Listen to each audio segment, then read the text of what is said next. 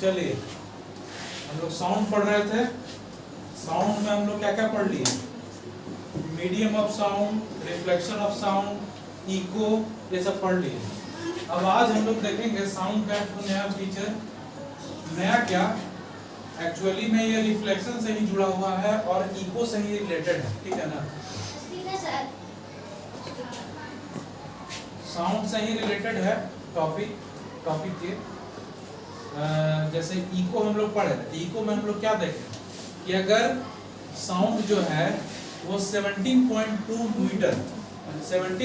Metre से अगर ज़्यादा दूर ऑब्स्टेकल है उसका, ठीक है ना, तो उसके बाद अगर उस पर टकराता है, उससे रिफ्लेक्ट करता है, तो हमको दोबारा आवाज़ मेरा सुनाई देगा, ठीक है ना? उसको क्या बोलते हैं? इको करना, ठीक है ना? मतलब साउंड मेरा इको कर रहा है। अब कोई बड़ा सा ऑडिटोरियम है जो जिसका हम कल जिक्र किए थे, जो बड़ा सा ऑडिटोरियम होता है, ऑडिटोरियम जिसमें सेमिनार वगैरह लेते हैं, बड़ा सा हॉल देखते हो ना, जिसमें काफ़ी लोग 50 लोग 60 लोग 100 लोग इस तरह से बैठे हुए रहते हैं, वहाँ पे स्पीच देते रहते हैं। तो 100 लोग का बैठने का अगर जगह है तो जाहिर सी बात है कि 17.2 मीटर से ज़्यादा ही उसका वॉल का स्पेस होगा, ये तो पक्की सी बात है, ठीक है ना? तो उसमें भी इको होगा। उसी को इको जो होता है वो मल्टीपल टाइम्स इको, तो मल्टीपल टाइम्स इको को ही रिवर्बरेशन कहते हैं। रिवर्बरेशन एक्चुअली में होता क्या है कि जो मल्टीपल टाइम्स इको हो रहा है, ठीक है ना, मल्टीपल रिफ्लेक्शन, ठीक है ना, मल्टीपल रिफ्लेक्शन हो रहा है, एक बार से ज्यादा रिफ्लेक्ट कर रहा है, ठीक है ना, तो उसको कम कैसे किया जाए, ठीक है ना? तो साउंड क्या होता है कि वो घूमते रहता है, ठीक है ना, और परसिस्ट करता है। परसिस्ट एक ऐसा वर्ड है, इसको याद रखिएगा। परसिस्ट करने का मतलब क्या होता है? धीरे धीरे उसका एम्पलीट्यूड में कमी आ जाए, ठीक है ना? एम्पलीट्यूड जब कमता है तो क्या फर्क पड़ता है, कोई बता सकता है? किसी भी साउंड का एम्पलीट्यूड अगर हम कम कर दिए तो आवाज का वॉल्यूम कम हो जाएगा। वॉल्यूम समझ गए? वॉल्यूम कम हो जाएगा, इसका मतलब सुनाई नहीं देगा, समझ गए ना? इसका मतलब ये हुआ कि जब बार बार रिफ्लेक्ट कर रहा है कोई चीज, मतलब कोई चीज कर रहे हैं, साउंड बार बार ऑब्स्टेकल से रिफ्लेक्ट कर रहा है, मल्टीपल रिफ्लेक्शन हो रहा है, इसका मतलब ये भी है कि धीरे धीरे उसका एम्पलीट्यूड में कमी आ जाएगा, परसिस्ट कर जाएगा, समझ गए ना? परसिस्ट का मतलब वो कम जाना, परसिस्ट हो जाएगा, ठीक है ना? परसिस्टेंस होगा, परसिस्टेंस। और एक टाइम ऐसा आएगा कि आवाज हमको सुनाई देना बंद हो जाएगा, ठीक है ना? अब यहाँ से हम बोले हेलो तो आवाज गूंजेगा, hello hello hello hello hello करके गाए, ठीक है ना? तो ऐसे में अगर हम कुछ बोलेंगे तो क्या सामने वाला ऑडियंस जो है वो बढ़िया से सुन पाएगा? पता चला हम हेलो हाउ आर यू तक बोल दिए हैं, तब तक हेलो हेलो हेलो हेलो ही गूंज रहा है, ठीक है ना? यही होगा। तो वो अनडिजायरेबल है, अच्छा चीज तो नहीं ना है लोगों के लिए, वो अच्छा चीज तो है नहीं है, तो उसको बंद करने के लिए हम लोग क्या करते हैं, ठीक है ना? उसी को रिवर्बरेशन कहते हैं। Persistence of sound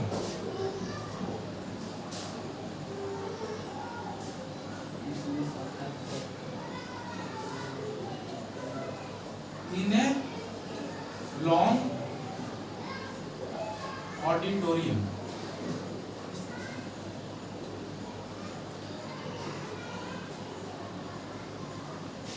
to the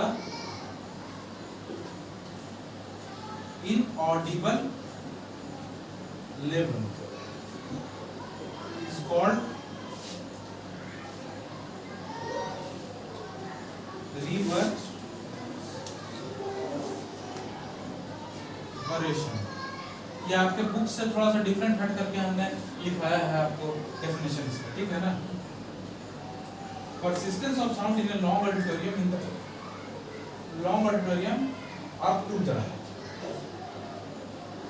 up to the inaudible level is called reverberation, ठीक है ना? तो इस रिवर्बरेशन जो होता है ये हमारे लिए अच्छा है कि खराब है? खराब है ना? yes, sir। अगर हम सिनेमा हॉल में, तुमको एग्जांपल दिए थे ना कि सिनेमा हॉल में जा रहे हैं तो हम अगर वहां पर से गूंजेगा आवाज तो क्या हमको सुनाई देगा?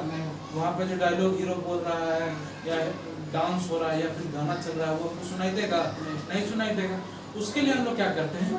रूफ्स पे, वॉल्स पे, सीट्स पे, ग्राउंड्स पे ऐसा चीज को, मटेरियल्स को लगाते हैं जिसके कारण जो है वो साउंड को एब्जॉर्ब करे, मतलब साउंड एब्जॉर्बिंग मटेरियल्स लगाते हैं।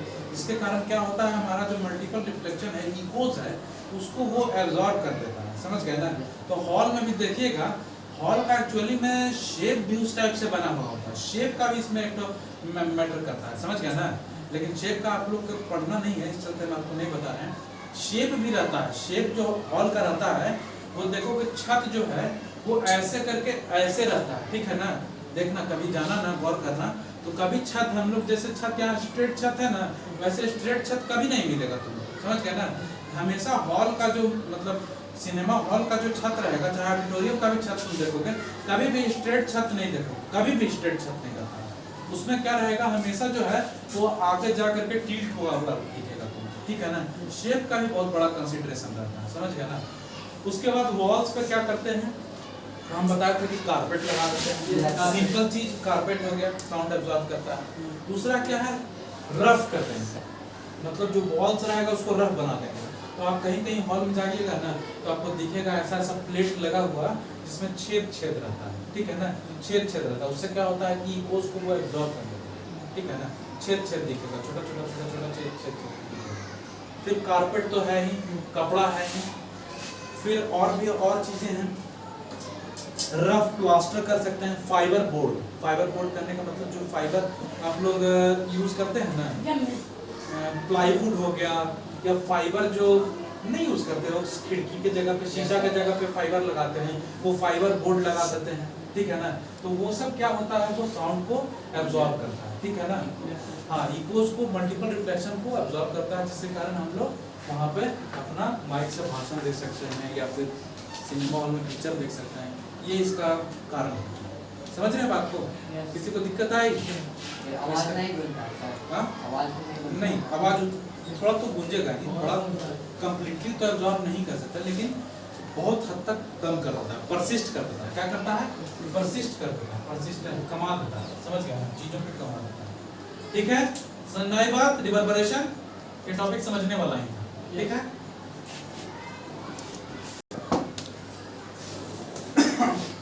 चलो, एक तो कॉमन डाउट जो है सभी का, उसको हम लोग देखते हैं, ठीक है ना? इसको कैसे किया जाए।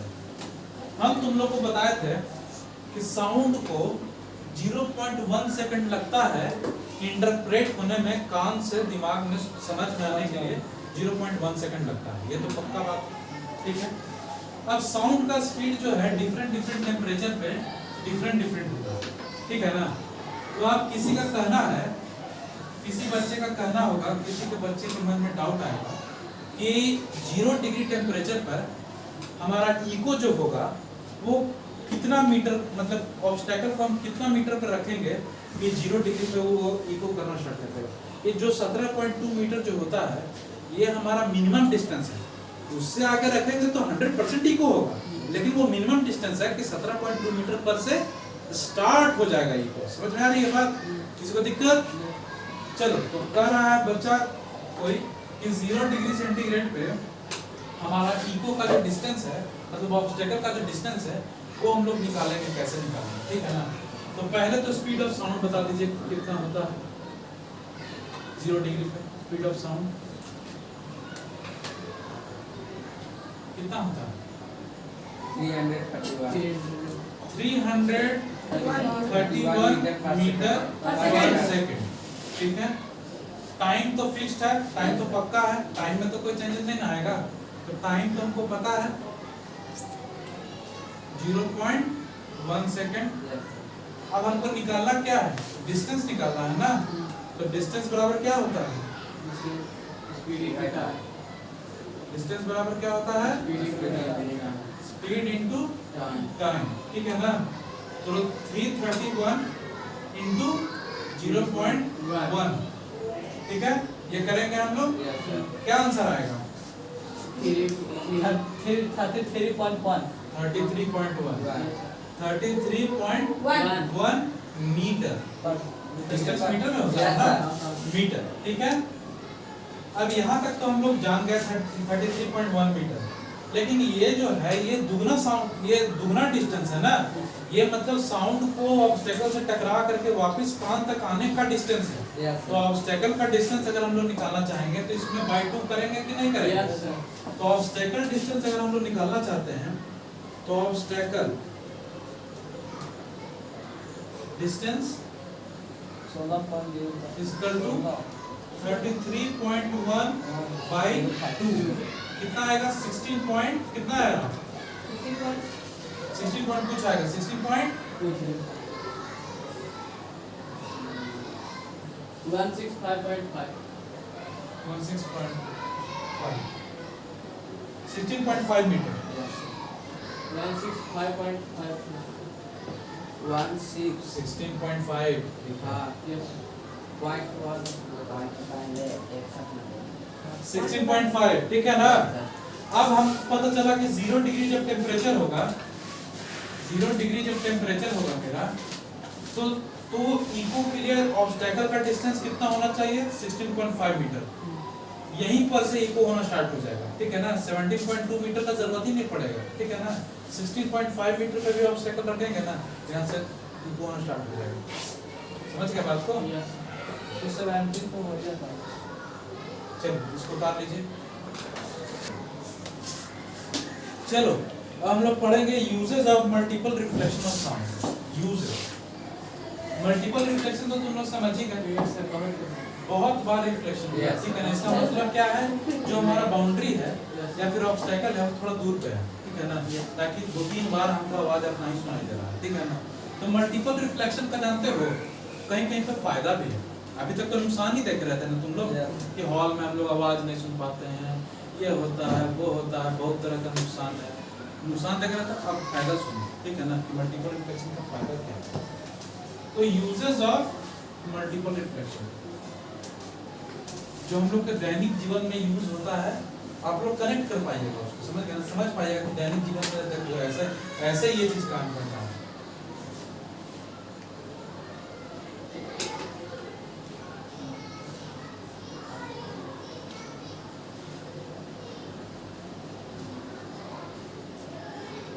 पहला यूजेस समझ गए?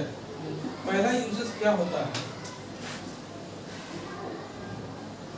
जिसको हम लोग बोलेंगे क्या? ब्लो हॉर्न, ठीक है ना। हॉर्न हो गया या फिर मेगाफोन, मेगाफोन या फिर हॉर्न।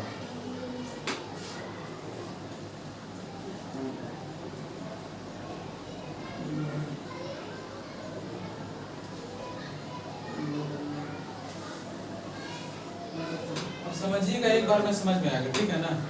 हम लोग असेंबली करवाते हैं तो ऊपर में एक तो लगा हुआ रहता है इस टाइप का, जिसको हिंदी में हम लोग चोंगा बोलते हैं। समझ में आया? हिंदी में हम लोग क्या बोलते हैं? चोंगा। ये तो समझ में आ रहा है ना। उसमें भी यही चीज फॉलो होता है, मल्टीपल रिफ्लेक्शन। क्यों उसका शेप जो है ऐसे बनाया गया? सीधा भी तो बनाया जा सकता था, उसको क्यों ऐसे बनाया गया? कोनिकल शेप में क्यों बनाया गया? कोनिकल शेप, ठीक है ना। इस टाइप के शेप में क्यों बनाया गया?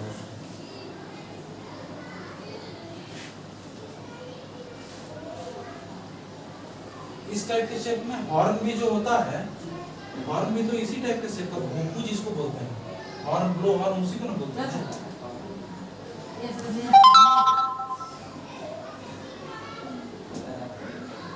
आवाज को छुपाता है नहीं, आवाज को कंसंट्रेट करता है, ठीक है ना। These all instruments are made to not to scatter the sound but to particularly distribute the sound in a particular direction, to send the sound waves in a particular direction। समझ गया ना? Scatter करने के लिए नहीं इसको बनाया गया, इसको बनाया गया ताकि एक पर्टिकुलर डायरेक्शन में साउंड वेव्स को भेजा जा सके। जैसे हम इधर ऐसे लगा दिए, सुनो बोलो नहीं, जब हम इधर ऐसे लगा दिए तो साउंड वेव्स एकदम स्ट्रेट ऐसे निकल जाए, समझ गया ना, स्ट्रेट ऐसे निकल जाए। तो उसके लिए क्या होता है, यहाँ पर से मान लो साउंड वेव्स निकला, ठीक है ना, साउंड वेव्स निकला तो होता क्या है एक्चुअली में कि साउंड वेव्स यहाँ पर से निकला, टकरा करके सीधा हो गया, टकरा करके सीधा हो गया, ठीक है ना। ये टकरा करके सीधा हो गया,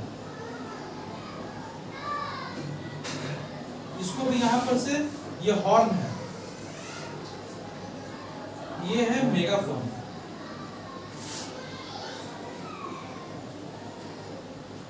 पुलिस लोग को कभी कभी देखते होगा यहाँ पर से माइक से अनाउंस करता होगा ऐसे करके कि जहां भी छुपे हैं बाहर निकल जाइए, पुलिस आप लोग को चारों तरफ से घेर लिया है ना।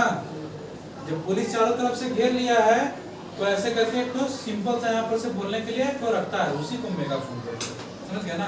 मुंह से लगा कर कैसे बोलता है, फिल्म में देखे होगे, फिल्म वगैरह में बोलता है ना, असली में भी बोलता है पुलिस, ठीक है ना, कि पुलिस ने आपको चारों तरफ से घेर लिया है, ठीक है ना, बाहर निकल जाइए, ठीक है, वही मेगाफोन। तो इन लोग का काम क्या होता है, इन लोग का काम ये होता है कि साउंड को स्कैटर नहीं बट पर्टिकुलर एक वेव में, एक डायरेक्शन में हम उसको प्रोपेगेट करा सकते हैं, ठीक है ना।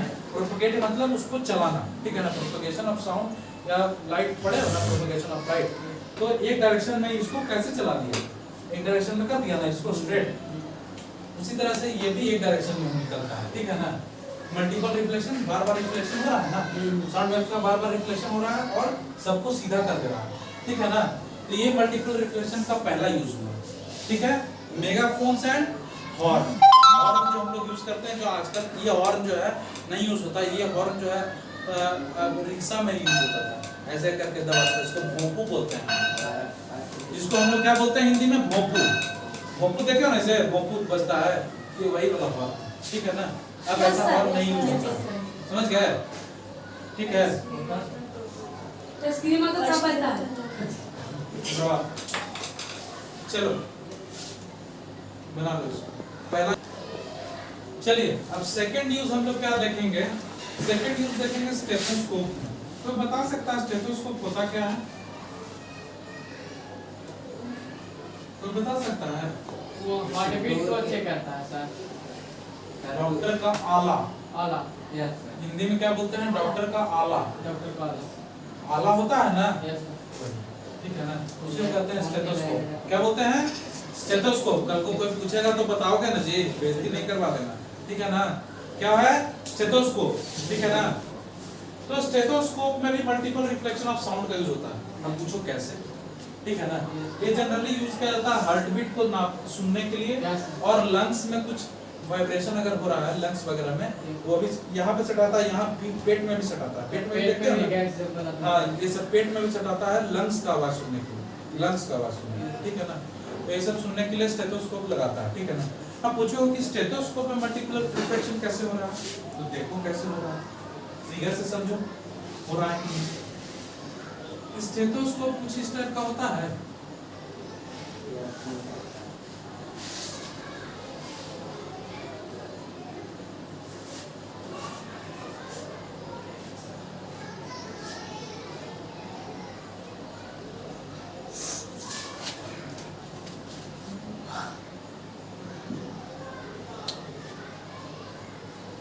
कुछ इस टाइप का होता है स्टेथोस्कोप। इसको इसमें जोड़ दें, हाँ समझ लीजिए, ठीक है। ये स्टेथोस्कोप होता है, यहाँ पर इसको लगाते हैं और कान में सुनते हैं। अरे सुनते हैं कि नहीं सुनते हैं? तो ये हमारा स्टेथोस्कोप का डिजाइन हो गया। अब ये हम हार्ट बीट पे जब लगाए हैं और यहाँ पे हम कान में लगाए हुए हैं, तो एक्चुअली में होता कैसे है, क्या साउंड जो है वो ऐसे डायरेक्टली यहाँ पर से निकलता है और सीधे कान में घुस जाता है, ऐसा होता है क्या? नहीं, ऐसा नहीं होता है। ये जो बीच में पाइप होता है, इसमें मल्टीपल टाइम्स रिफ्लेक्शन होता है साउंड, समझ गए ना, उसके बाद हमारे कानों में पहुंचता है साउंड, ठीक है ना। जैसे यहाँ साउंड इंटर किया, साउंड इंटर किया,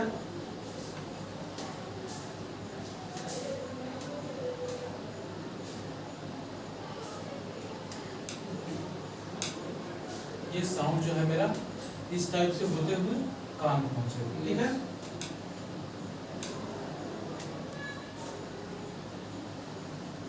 क्या समझ में ज्यादा आ रहा है क्या जी? ज्यादा आ रहा है तो बताओ।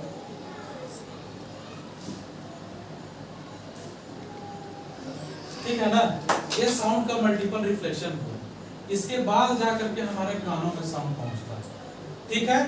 ये एक यूजेस हुआ हमारे डेली लाइफ यूज में। कोई दिक्कत? फिगर बना लीजिए, मल्टीपल टाइप रिफ्लेक्शन यहाँ पे दर्शा दीजिएगा, multiple reflection in tube, multiple reflection in tube, ठीक है।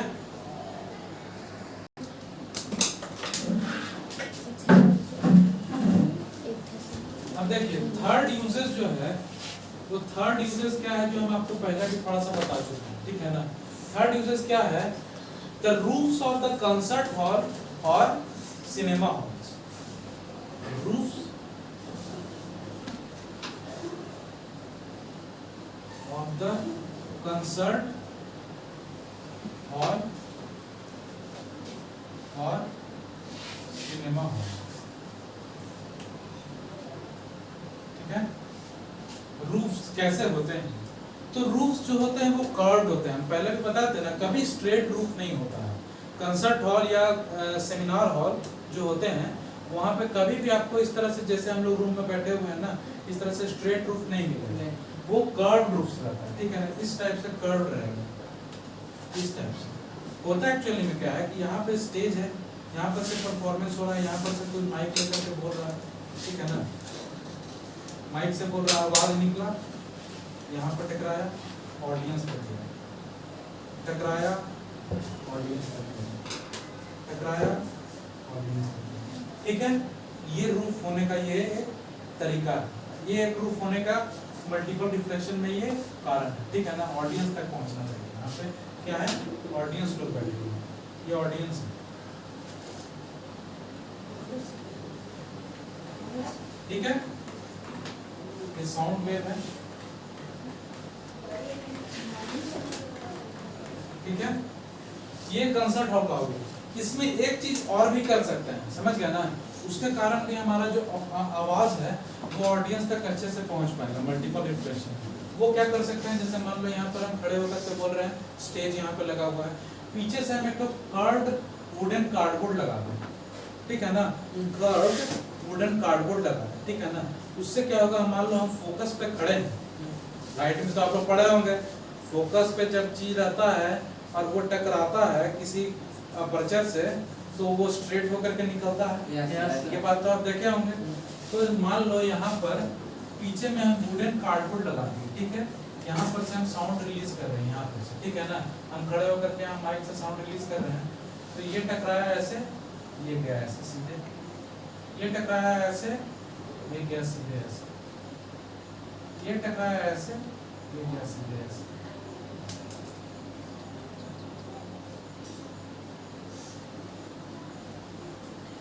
कोई दिक्कत। ये वुडन कार्डबोर्ड बैक स्टेज,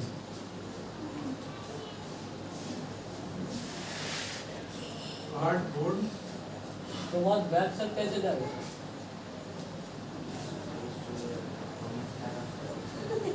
अच्छा हम यहाँ पर से आगे बोल रहे हैं तो मेरे पीछे जो खड़ा रहेगा उसको मेरी आवाज नहीं सुनेगी, सुने देगी ना, पीछे जो आवाज आ रहा है वो तो वेस्ट ही हो रहा है, वेस्ट ही हो रहा है ना, सुनना तो आगे चाहिए ना, पीछे जो आवाज जा रहा है मेरा वो तो कोई सुन नहीं रहा, लेकिन ये पीछे वुडन कार्डबोर्ड अगर लगा देंगे तो पीछे वाला आवाज भी टकरा करके आगे जाएगा और बढ़िया से और डीपर, समझ में आई बात, ठीक है। इसको डायग्राम बना लीजिए। अब हम लोग पढ़ेंगे यूजेस ऑफ मल्टीपल रिफ्लेक्शन तो पढ़ लिए, अब हम लोग पढ़ेंगे रेंज ऑफ हियरिंग, कि कितना से कितना ऊंचा आवाज हम सुन सकते हैं, ठीक है ना, सबसे मिनिमम रेंज कितना सुन सकते हैं, सबसे मैक्सिमम रेंज कितना सुन सकते हैं, तो रेंज ऑफ हियरिंग, ठीक है ना। रेंज मतलब सीमा, सीमा मतलब इस सीमा में हम लोग सुन सकते हैं, ठीक है।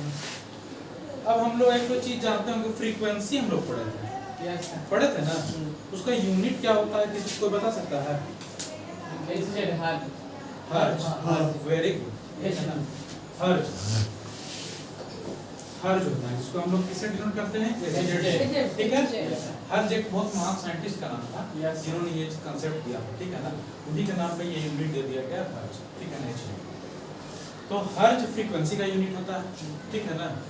और फ्रीक्वेंसी कैसे नोट करते हैं, पर यूनिट टाइम में वेव कितना घूमा, ठीक है ना, पर साइकिल पर यूनिट टाइम, मतलब एक सेकंड में कितना यूनिट घुमा उसी को हम फ्रीक्वेंसी बोलते हैं। वेव्स तो ऐसे होता है ना, वेव्स तो ऐसे होता है ना।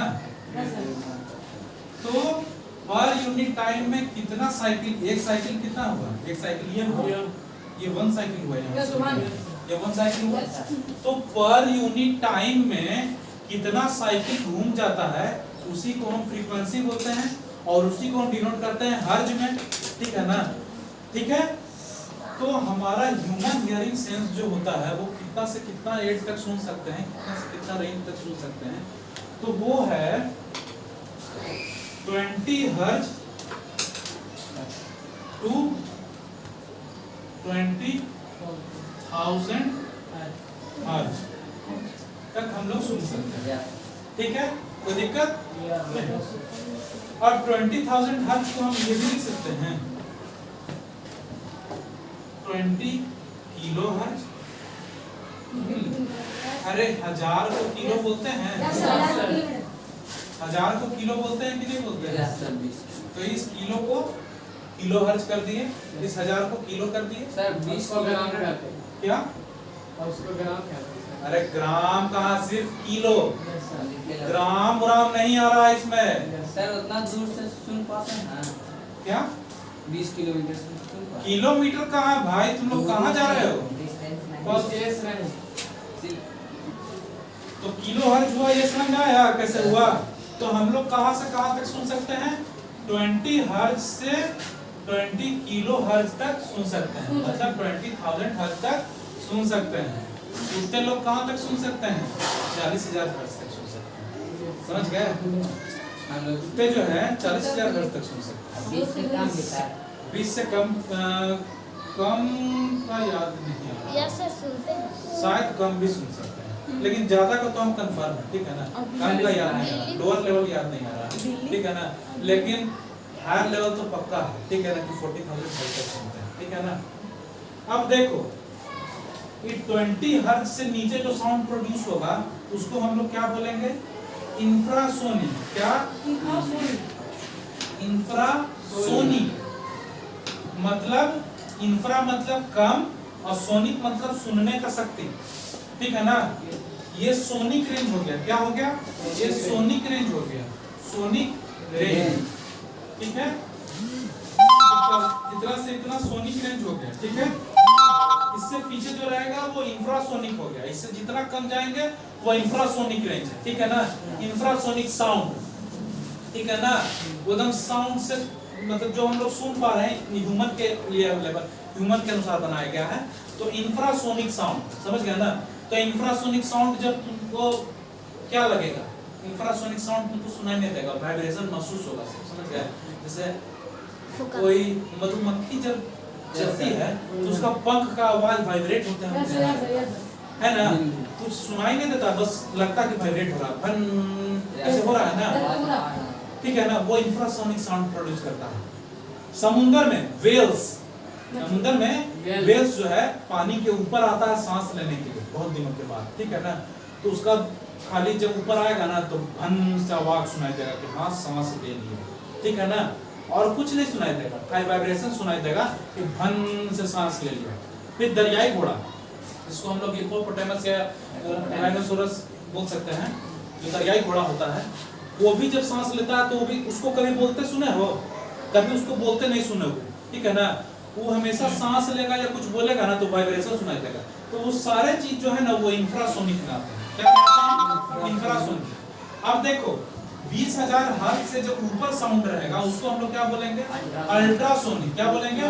अल्ट्रासोनिक, ठीक है, अल्ट्रासोनिक, ठीक है ना। वो ऊपर हो गया अल्ट्रासोनिक, ये हमको कुछ सुनाई नहीं देगा, मतलब ज्यादा जोर से आवाज हो गया तो कुछ सुनाई नहीं देगा।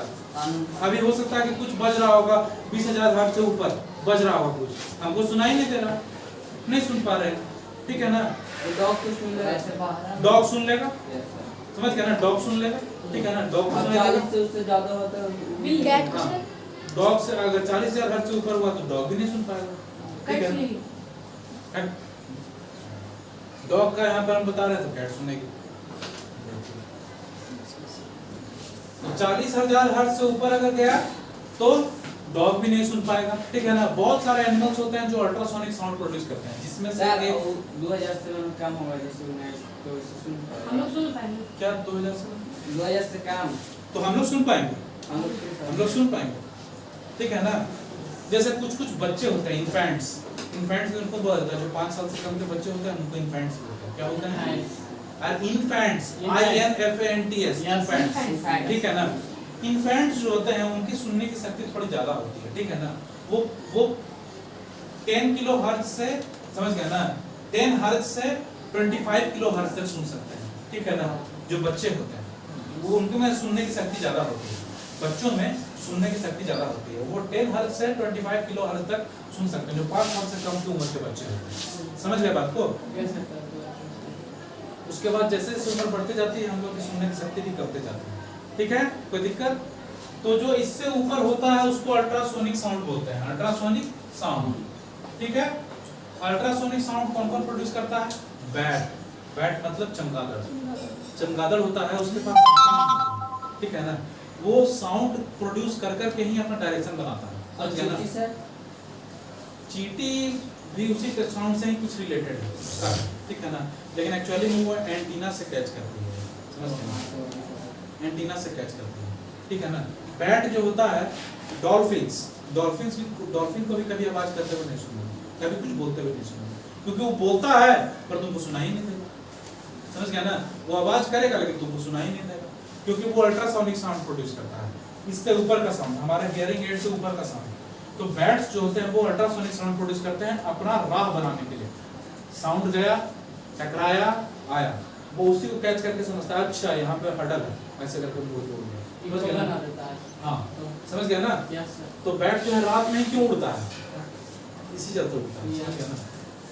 समझ आई बात? इंफ्रासोनिक, सोनिक रेंज, अल्ट्रासोनिक, ये सब चीजें समझ में आई तुम लोग को? एग्जांपल भी जो बताया समझ में आया ना? ठीक है, कोई दिक्कत नहीं। चलिए बंद किया जाए।